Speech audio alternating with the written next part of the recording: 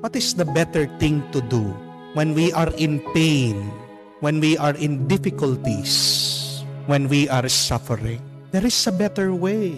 At ano po yung mas mabuti, mas maganda, mas mainam na gawin pag tayo ay dumadaan sa ganitong masama at pangit na karanasan?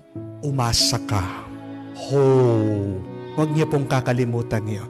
Because when you hope, you can survive. When you hope, you have life. Hope gives you new strength. Hope encourages you. Hope pushes you until the end. Huwag ka lang magdasal. Huwag ka lang manalangin. Huwag ka lang manalig sa Diyos. Napakahalaga. Huwag sanang mamamatay ang iyong pag-asa. Huwag nating kakalimutan yan. Kasi tingnan niyo po, kahit na wala kang pera, ang dami mong utang, ang dami mong bayarin, kung umaasa ka, makakakita ka na magandang kinabukasan. Makakaraos ka. Di po ba? Pag gutom ka, pero umaasa ka, alam mo, pagkatapos ng iyong trabaho, nai-imagine mo, naiisip mo na. Di ba? Yan yung magpapalakas sa iyo. Pagkatapos ng iyong ginagawa, hinihintay mo yon. Makakakain ka din. Kahit na sinasaktan ka ng iba sa kanilang salita, sa kanilang ginagawa, basta't meron kang pag-asa, alam mo, pagdating ng panahon, maayos din ang lahat. Amen? If there is hope, you know that someday, everything will be alright. May away, because of hope, you know that someday, there will be forgiveness. Kahit na alam mo, merong hindi pagkakaintindihan, basta't merong pag-asa, pagdating ng araw, magbabalik ang pagmamahala. Kahit na dinadown ka, sinisiraan ka, ang sakit. Umaasa ka pagdating ng araw, magiging mabuti din ang lahat, magkakaayos kayo, magiging magkakaibigan ulit. Basta't may pag-asa ka, mayaman ka. Sino ang mga pinaka mapapala? Who are those who are truly blessed? They are those who hope in the Lord. Remember that. Yan ang sinasabi ng ating Panginoon dito sa Beatitude sa version ni San Lucas. Bakit nasabi ng ating Panginoon, blessed are the poor? Paano naging mapalad ang mga mahihirap? Paano nasabi ng ating Panginoon, blessed are those who are hungry? Ang hirap kaya na kumakalam ang sikmura.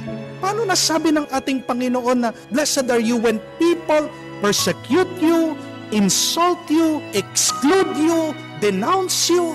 Ang hirap kaya na isinasantabi ka, pinapahiya ka, niyuyurakan ng iyong pagkatao. Pero bakit nasabi ng Panginoon yan? Kasi binigyan niya rin ng pag-asa yung mga tao. Sabi niya na kahit kayo ay mahirap, dukha, pobre, sa inyo ang kaharian ng Diyos. Pag-asa. A vision of what is to come. Oo, mahirap ka ngayon, pero pagdating ng araw, kung tapat ka, kung magtitiis ka, anong matatanggap mo? Hindi lang bahay, hindi lang pera, hindi lang kayamanan, ang buong kaharian ng Diyos tayo. Kahit nagutom ka, kung umaasa ka, pagdating ng araw, pupunuin ka niya. Bubusugin ka ng Diyos. A vision of what is to come. Kahit na niyuyurakan ka, sinasaktan ka ng ibang tao, anong sabi ng ating Panginoon? Makakatanggap ka ng gantimpala galing sa langit. A heavenly reward. Huwag niyo pong iisipin na ang mga mapapalad lang ay yung mga mayayaman, yung mga busog, yung mga minamahal na mga tao, pinupuri ng ibang tao. Kasi ang pera nauubos, nawawala. Hanggang dun na lang ang blessing ng mayaman. Yung busog, magugutom muli yan. Hanggang dun na lang yung kanyang pagpapala.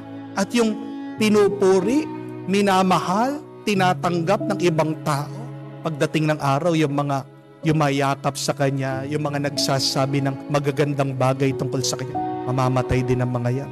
Magiging mag-isa din siya.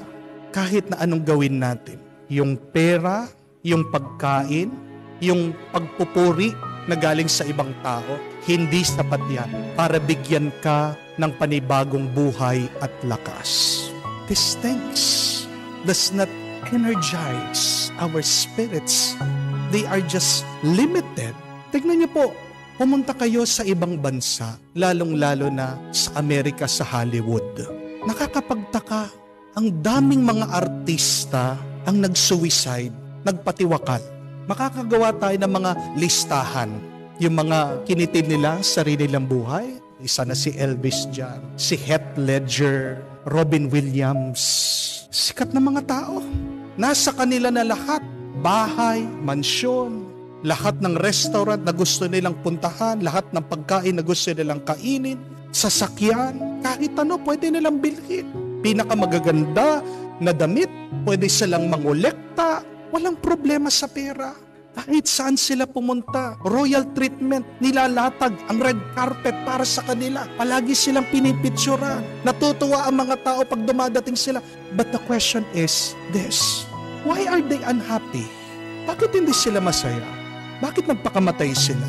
Because the money, the popularity, the wealth failed to satisfy. Hindi ang pera, kayamanan, ang pagpupuri galing sa ibang tao ang makakapagbigay sa iyo ng isang mapalad na karanasan. Pag umaasa ka, mapalad ka. Kahit na nahihirapan ka, kahit na nalilito ka, kahit na nagdudusa ka, umasa ka. Ikaw ang magiging pinaka mapalad.